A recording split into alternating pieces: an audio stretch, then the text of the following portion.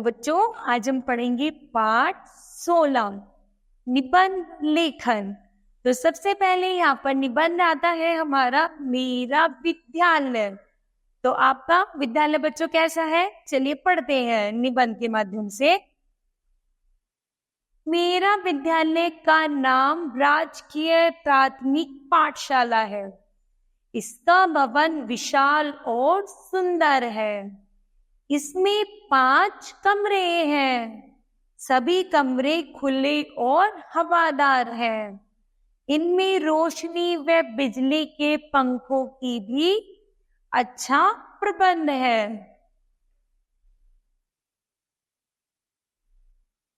यहाँ 4 शौचालय भी है जिनकी स्वच्छता का हम सभी ध्यान रखते हैं। विद्यालय में मुख्य अध्यापक जी का भी एक अलग कमरा है। मेरे विद्यालय में लगभग 200 विद्यार्थी हैं। इन सभी अध्यापक बहुत परिश्रमी हैं। वे हमें बड़े प्यार से पढ़ाते हैं। स्कूल में एक बहुत बड़ा मैदान है। हम प्रतिदिन प्रार्थना करने के लिए इसमें इकट्ठे होते हैं। विद्यालय के एक कोने में सुंदर मंदिर है। इस मंदिर के पास एक छोटा सा बगीचा है। मंदिर की बाईं ओर पानी के नल लगे हुए हैं। स्कूल की परीक्षा परिणाम बहुत अच्छा आता है। मैं अपने विद्यालय से बहुत प्यार करता हूँ। तो बच्चा यहाँ पर अपने विद्यालय के बारे में बता रहा है कि उसके विद्यालय में क्या क्या बहुत अच्छा है। ठीक है, तो पढ़ते हैं दूसरा निबंध।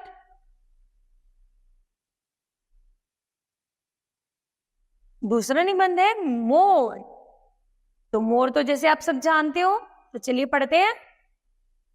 हमारा देश प्राकृतिक रूप से बहुत सुंदर है और अनेक प्रकार के पक्षी इसकी सुंदरता को और बढ़ा देते हैं। वैसे तो सभी पक्षी सुंदर होते हैं, किंतु कुछ पक्षी विशेष रूप से सुंदर होते हैं। इनमें सबसे सुंदर पक्षी है मोर। मोर गहरे नीले रंग का होता है। इसके सिर पर एक कलंगी होती है। इसकी गर्दन लंबी तथा लचकीली होती है। इसकी 2 टांगे होती हैं, एक लंबी पूंछ होती है।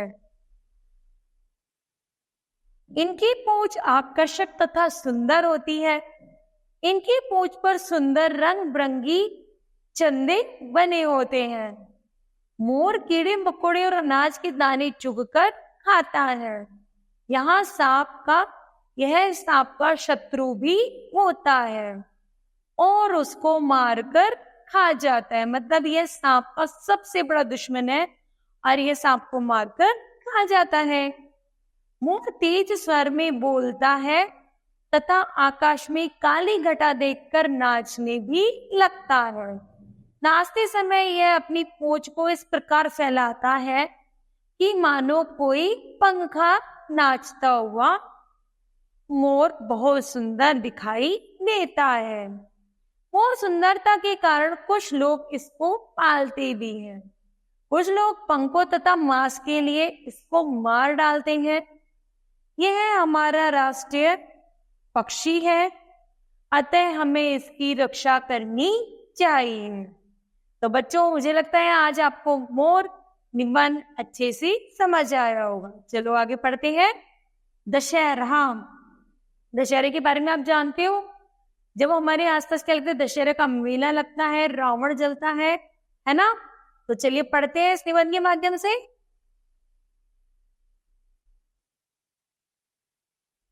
दशहरा हिंदुओं के प्रसिद्ध त्योहारों में से एक है। इस दशहरे को विजयदशमी भी कहते हैं। यह त्योहार आश्विन मास की शुक्ल पक्ष की दशमी को मनाया जाता है। इस दिन भगवान राम ने रावण पर विजय पाई थी।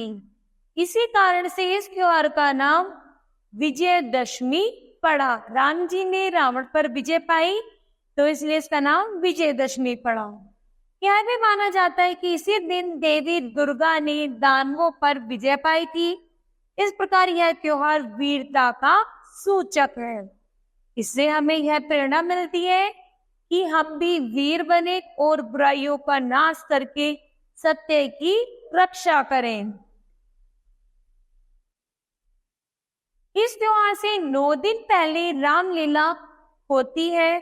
दशहरे के दिन दोपहर बाद खुले मैदान में दशहरा का मेला लगाया जाता है। मैदान में रावण, कुंभकर्ण और मेघनाथ के बड़े बड़े पुतले बनाए जाते हैं, जिनमें पटाखे भरे होते हैं। रावण की सेना में नकली युद्ध होता है। राम की जीत होती है, रावण की हार होती है। बाद में इन पुतलों को आग लगा दी जाती है। इसके बाद लोग अपने अपने घर वापस चले जाते हैं। घर जाते समय लोग मिठाइयां बच्चों को खिलाने और मेले का पूरा आनंद उठाते हैं।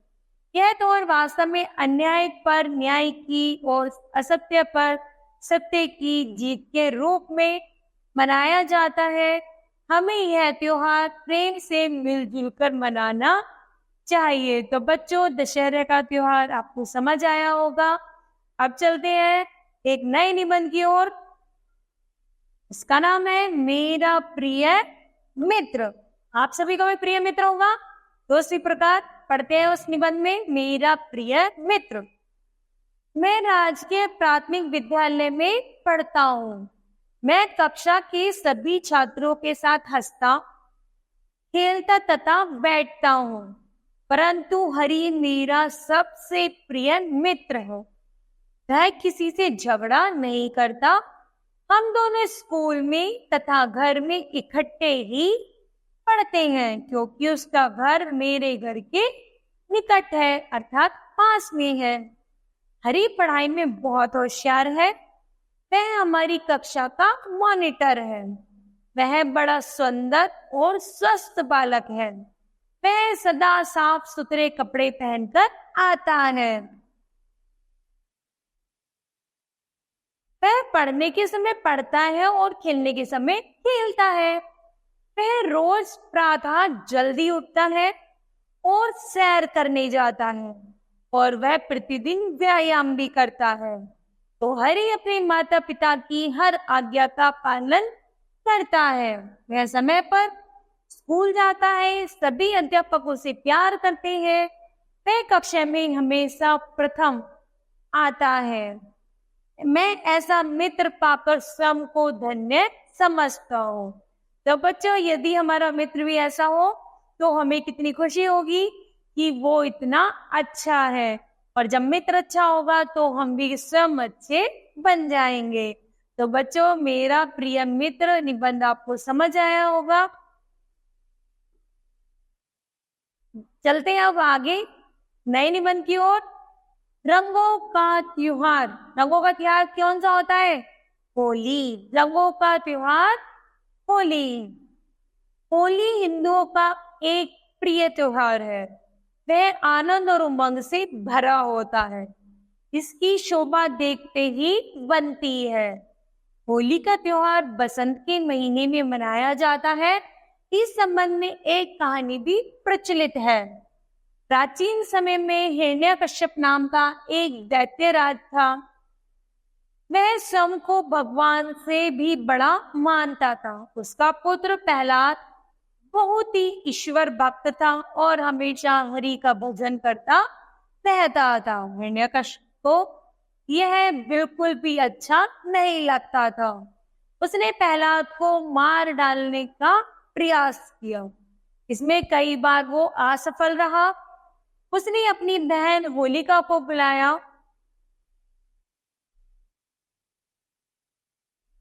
और वह प्रहलाद को लेकर जलती आग में बैठ जाती है। होलिका को आग में ना जलने का वरदान प्राप्त हुआ था। इससे होलिका बच जाती है। वो सोचता है और प्रहलाद जल जाएगा, लेकिन प्रहलाद भगवान का बहुत बड़ा भक्त था। तो जो उसने जैसे वो भगवान का बहुत बड़ा भक्त था, तो क्या हुआ कि अंत में पहला सकुशल जीवित बच गया और होलिका जलकर मर गई। तब से असत्य पर सत्य की विजय के रूप में भी यह त्योहार मनाया जाता है। यह रात्रि में होली जलाई जाती है। अगले दिन फाग खेला जाता है। फाग अर्थात रंग खेले जाते हैं। फाग में रंग, गुलाल, अबीर और चंदन से होली खेली जाती है। लोग बिना किसी भेदभाव के एक दूसरे को रंग लगाते हैं और गले मिलते हैं। यह क्रम प्रातः से दोपहर तक चलता रहता है। अतः इस अवसर पर घरों में तरह तरह के पकवान बनाए जाते हैं। लोग एक दूसरे के घर जाते हैं, रंग लगाते हैं और पकवानों का आनंद लेते हैं। वास्तव में यह मस्ती का त्योहार है। हमें मर्यादा के भीतर रहकर ही इस त्योहार को मनाना चाहिए। तो बच्चों, मुझे लगता है आज आपको यह पाठ समझ आया होगा, निबंध, जिसमें होली का निबंध, दशहरा का निबंध आदि थे, और समझ आया होगा कि होली का त्योहार कैसे होता है। और जैसे इसमें पढ़ा था हमने, मेरा विद्यालय, मोर, प्रिय मित्र, इन सब के बारे में बताया गया था। तो मुझे लगता है बच्चों आज आपको ये समझ आ गए होंगे। धन्यवाद।